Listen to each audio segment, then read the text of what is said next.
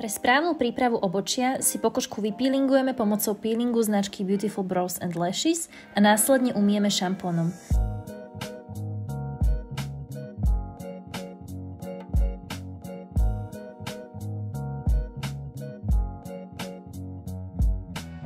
Zvyšky šampónu a peelingu odstránime navlhčeným vatovým tampónom. Liftingové sérum nanesieme pomocou štedca na chlopky obočia a necháme pôsobiť odporúčanú dobu. Zotierame suchým vatovým tampónom. Obočie si prečešeme do požadovaného tvaru a nanesieme krok číslo 2, ktorý nám zafixuje novú štruktúru chlopkov. Opäť zotierame suchým vatovým tampónom.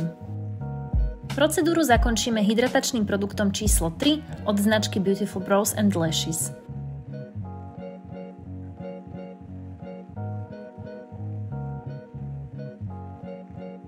V prípade potreby si namiešame hybridnú farbu Beautiful Brows and Lashes s oxidátorom a obočie nafarbíme postupne od koncov po začiatky.